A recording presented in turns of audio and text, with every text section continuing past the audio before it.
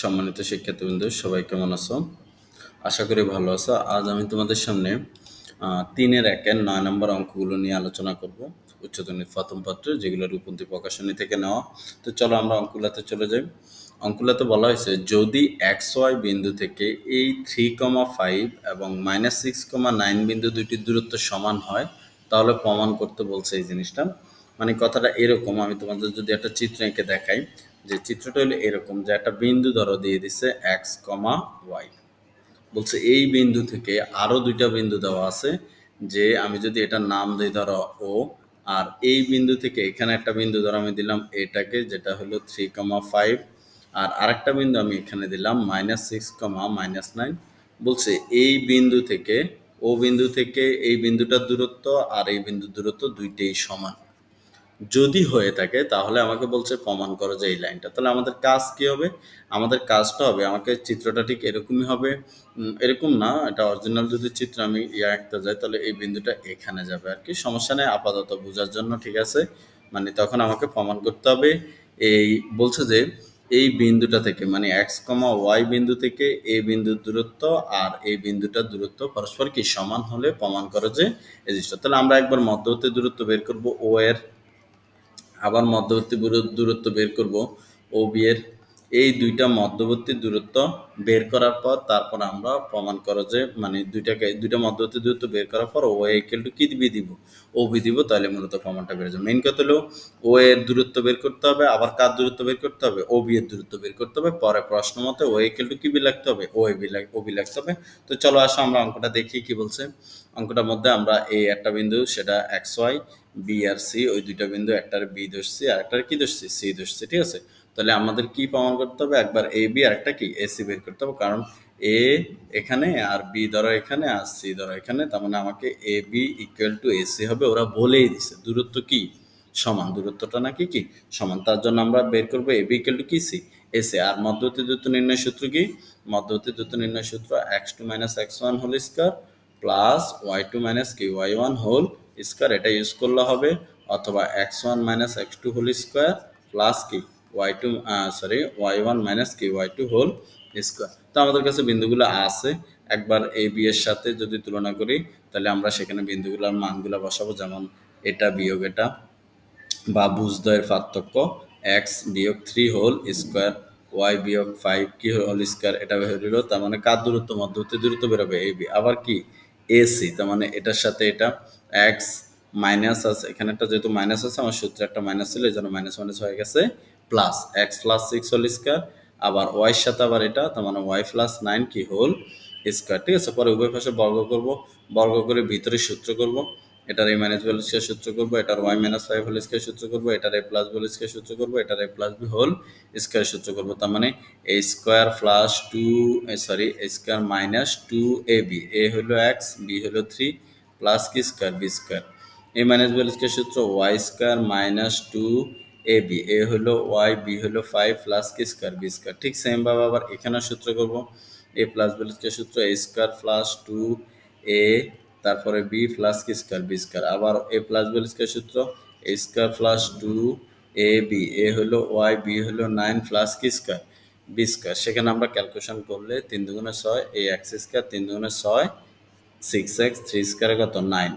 A Y square 5 দুগুণে 10 কি y 10y, 5 square কত 25। এখানেও ঠিক এভাবে x স্কয়ার 6 দুগুণে 12, 12x,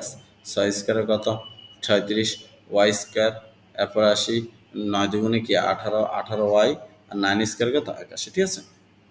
পরে সবগুলো এক পাশে নিয়ে আসলে যোগ বিয়োগ করলে আমার এই লাইনটা আসবে। সেখানে আমরা দেখতে পাচ্ছি 18x ইকুয়াল টু এত আসছে, মানে আমরা যদি এখান থেকে কি কমন নিই, মাইনাসটা কমন নেই, তাহলে এটা হয়ে যাবে প্লাস চিহ্ন, এই মাইনাসটাও কি চিহ্ন হয়ে যাবে প্লাস চিহ্ন, আবার এই মাইনাসটাও কি চিহ্ন হয়ে যাবে প্লাস চিহ্ন, ইকুয়াল টু কত 0। এরপর লাইনে আমরা যদি উভয় পাশে মাইনাস দিয়ে গুণ দিই তাহলে এই মাইনাস চিহ্নটা হয়ে যাবে কি চিহ্ন প্লাস,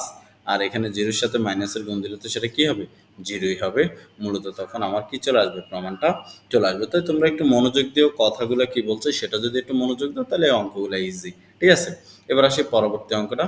পরবর্তী অঙ্কটা বলছে এক্স ওয়াই বিন্দুটি থেকে এত এবং এত বিন্দুদ্বয় থেকে সমুদ্রবর্তী ঠিক সেম আগের অঙ্কটাই তোমরা এই নিয়মে যেটা করানো হয়েছে সেটাই এটাও করে ফেলবা একই নিয়মে নিজে দুই একটা অঙ্ক করার চেষ্টা করতে হবে এরপর প্রমাণটা দেখবা আসে কিনা ঠিক আছে জানাবা কমেন্ট বক্সে তারপরে আসো তারপরে অঙ্কটা লাগছে এক্স অক্ষের উপর অবস্থিত পি বিন্দু থেকে পরের অঙ্কটা ৩ নম্বর অঙ্ক বলছে এক্স অক্ষের উপর ধরো এটা যদি এক্স অক্ষ হয় আর এটা কি অক্ষ ওয়াই অক্ষ বলছে এক্স অক্ষের উপর অবস্থিত একটা বিন্দু পি ধরো এই বিন্দুটাই আমি দিলাম এক্স অক্ষের উপর অবস্থিত একটা বিন্দু পি পি বিন্দু থেকে এই দুইটা বিন্দু দূরত্ব সমান মানে দুইটা বিন্দু দিছে একটা হলো 0,2 একটা হইলো কি 0,2 ধরো এখানে দিলাম আমার 0,2 এই জায়গাতে একটা বিন্দু ধরো এটার নাম দিলাম এ আরেকটা বিন্দু দিছে 6,4 6 ধরো আমি এখানে দিলাম 4 দিলাম এখানে 6,4 তার মানে এই একটা বিন্দু হলো 0,2 এখানে আর একটা বিন্দু এটার নাম দিলাম আমি বি বলছে এই পি থেকে এই বিন্দুটার দূরত্ব আর এই বিন্দুটার দূরত্ব পরস্পর কি সমান বলছে এক্স অক্ষের উপর অবস্থিত পি বিন্দু থেকে এই দোনোজনের দূরত্বটা মানে এখান থেকে এখানের দূরত্ব আর এখান থেকে এখানের দূরত্ব দোনোটা দূরত্ব কি সমুদ্রবর্তী হলে কার মান নির্ণয় করবে পি এর মান তার মানে আমাদের এখন কি করতে হবে আমরা লিখতে হবে প্রশ্ন মতে পি এ ইকুয়াল টু কি বি পিবি এটা মিনিংস করে মধ্যবর্তী দূরত্ব বের করতে হবে পিবি মিনিংস করে আর বা পিবি কি বের করতে হবে মধ্যবর্তী দূরত্ব পরে দোনোটাকে ইকুয়াল লাগবে কেন ইকুয়াল লাগবে কারণ ওরা বলে দিচ্ছে এটা কি দূরবর্তী সম দূরবর্তী পরে আমরা ইকুয়াল যখন লিখবো তখন আমাদের সেই অ্যান্সারটা আশা করি চলে আসবে ও এখানে একটা কথা বলতে ভুলে গেছি সেটা হলো যেহেতু ফি বিন্দুর উপর অবস্থিত আমরা জানি নর্মালি দুইটা মান যেমন এখানে যেমন দুইটা মান একটা এক্স এর মান একটা কিসের মান ওয়াই মান যখন আমি এক্স এর মানটাকে লিখি তার মানে এক্স অক্ষ বরাবর সামনে যায় আর 4 মিনিংস করে ওয়াই মান উপরে অথবা নিচে যায় এখন দেখো যখন এখান থেকে যদি এখানে আইসা থাকে তার মানে এক্স অক্ষ বরাবর একটা ডিস্টেন্স অতিক্রম করছে কিন্তু ওয়াই মান মিনিংস করে নয় উপরে যাইতে হবে নয় কোন দিকে যাইতে হবে নিচে যেহেতু সেটা এই দাগের উপর অবস্থিত তার মানে এক্স অক্ষের উপর অবস্থিত ওয়াই মানটা সবসময় হয়ে থাকে শূন্য এক্স অক্ষের উপর কার মানটা শূন্য হয় ওয়াই মান আর এই বিন্দুটা আমি ধরে নিলাম যে সেটা হলো কি আলফা তার মানে পি বিন্দুটা হবে কি আলফা কমা কি জিরো তার মানে এবার আমরা মধ্যবর্তী দূরত্ব বের করতে পারবো কারণ এই বিন্দুটা ছাড়া তার মধ্যবর্তী দূরত্ব বের করা যাবে না তার জন্য আমরা আলফা কমা এটা মধ্যবর্তী দূরত্ব বের করবো এটা মধ্যবর্তী দূরত্ব বের করবো ঠিক আছে তো চলো ধরে নিলাম মনে করি পি বিন্দুটা আলফা কমা জিরো কেন জিরো ধরছি সেটা কিন্তু আমি বলছি খেয়াল রাখবা এক্স অক্ষের উপর অবস্থিত হলে সবসময় ওয়াই মানটা জিরো আবার ওয়াই অক্ষের উপর অবস্থিত হলে আবার এক্স এর মানটা কি আসবে জিরো আসবে তাহলে ফি বিন্দুটি কারণ সুতরাং দিয়ে লেখা হয়েছে ফি বিন্দুটি কোন অক্ষের উপর অবস্থিত এক্স অক্ষের উপর অবস্থিত মানে উপর দুইটা বিন্দু এ আর কি বি তাহলে আমরা লিখবো ফি ইকুয়াল টু কি বি ফি বি কারণ তারা যেহেতু কি দূরবর্তী সম দূরবর্তী তার মানে দূরবর্তী নির্ণয় যে সূত্রটা আছে আমাদের কাছে সেটা আমরা ইউজ করে দিব যে ফি একবার ফি আর এর মধ্যে মধ্যবর্তী দূরত্ব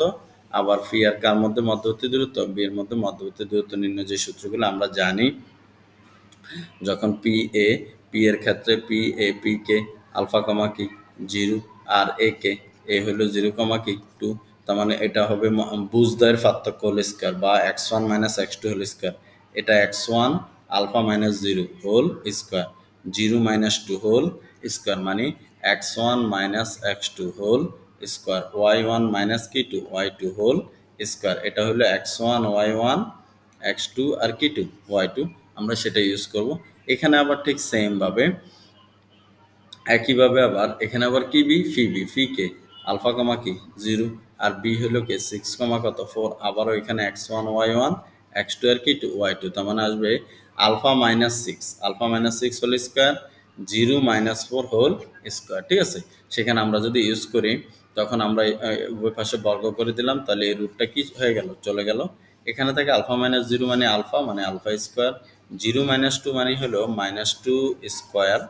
আর এখানে আবার এটা আসতেছে আলফা মাইনাস 6 0 মাইনাস 4 আবার জানি মাইনাস 4 হোল স্কয়ার তাহলে আমরা যদি এখানে ক্যালকুলেশন করি মাইনাস 2 হোল স্কয়ার মানে 4 এখানে মাইনাস 2 স্কয়ার সূত্র লাগছে square minus 2ab plus B square এই হলো a স্কয়ার মাইনাস 2a বলতে আলফা b বলতে 6 প্লাস কি স্কয়ার b স্কয়ার আর এখানে আসবে কত 16 সেখানে আবার যখন এক পাশে সবগুলা মান নিয়ে আসবো